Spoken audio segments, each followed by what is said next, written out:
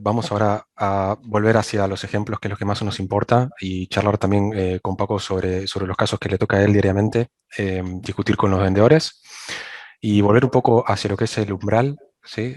Para empresas establecidas en Europa. El umbral es total. Una vez que superan el umbral, tienen que registrarse en ventanilla única. ¿Dónde tienen que registrarse en ventanilla única? En el país en el que se han constituido en Europa. Entonces, en la mayoría de los casos es España, ¿sí? Ujú.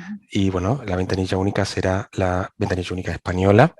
Hay un formulario que es el 035, lo pueden realizar la registración en forma telemática, se aprueba relativamente rápido por la autoridad fiscal y trimestralmente se declaran las ventas a distancia. Ahora vamos a mencionar algunos ejemplos.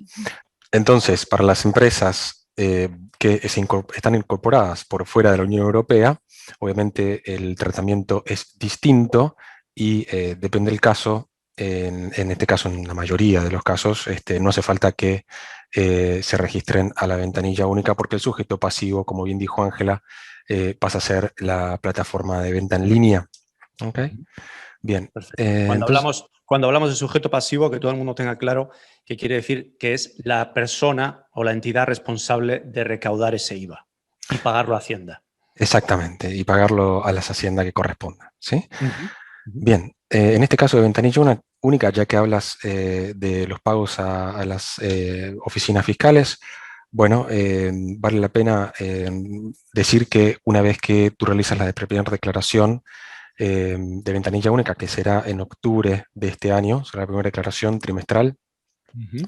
se pagará ya sea, en este caso para empresas incorporadas en Europa, se lo pagará la empresa, el vendedor, ¿sí? Y luego la hacienda de ese país, supongamos la española, tendrá que transferírselo el dinero a las demás haciendas que según corresponda. ¿Ok? Ujú. ¿Por qué tiene que pagar esto? Porque el IVA se carga, el tipo impositivo que se carga es aquel del consumidor final, ¿sí?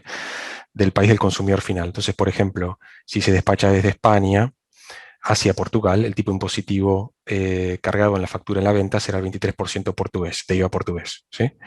Ujú. Como es una venta a distancia, se incorpora, se agrega lo que es la declaración de ventanilla única, se paga y luego Hacienda Española transferirá ese importe a la Hacienda portuguesa. Y esto nos da pie entonces eh, para comenzar a charlar el caso de inscripción de ventanilla única y qué se incluye allí y qué no. ¿Ok? Bien, Entonces, un momentito, sí, Horacio. Vamos a resumir un poco. Empresas que están basadas en la Unión Europea se tienen que registrar en el OSS y van una a vez que ser, superan el umbral de los diez está mil claro, euros. sí, 10.000 euros, que no es prácticamente nada. Entonces son responsables de recaudar el IVA y pagarlo a las haciendas, ya veremos cómo. Y las empresas que están situadas fuera de la Unión Europea, como puede ser una LLC en los Estados Unidos o donde sea, o en Hong Kong o donde sea, no están obligados a registrarse en el OSS porque, en este caso, el sujeto pasivo o la persona encargada de recaudar y pagar a las haciendas correspondientes es Amazon. Correcto, exactamente. ¿Sí? Obviamente, si importan el producto desde fuera de la Unión Europea hacia alguno de estos países europeos, por ejemplo España, ¿sí? Correcto. Tendrán que pagar el IVA por la importación, alguna tarifa que corresponda, y eso luego se podrá deducir según el caso. Pero ¿Ok?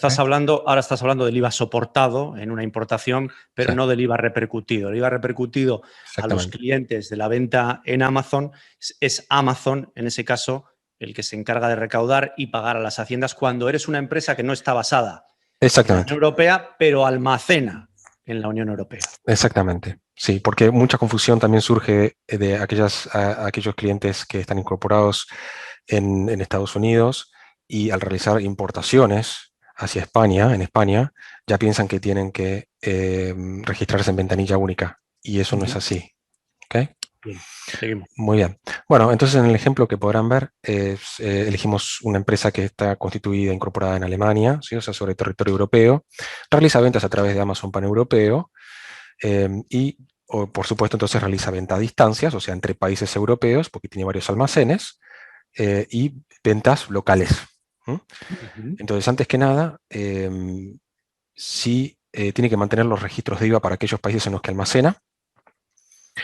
Si superó algún umbral este año, hasta junio, o el año pasado, o en algún otro año, con anterioridad, puede cancelar ese número de IVA si no almacena.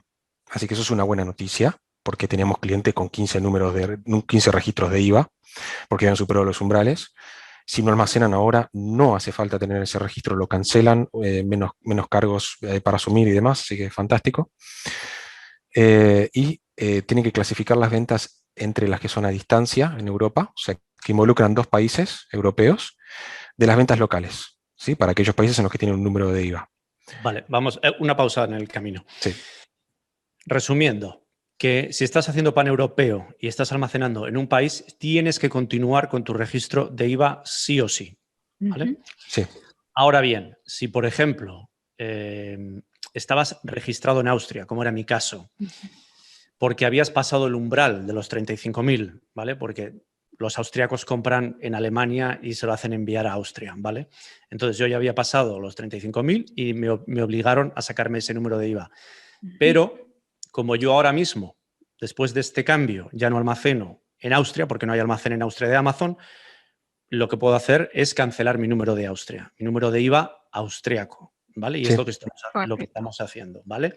Y también había empezado el proceso de registro en Bélgica, porque ahí va a pasar ese umbral, pero lo hemos cancelado, es decir, no lo vamos a obtener porque tampoco va a haber almacenaje en Bélgica.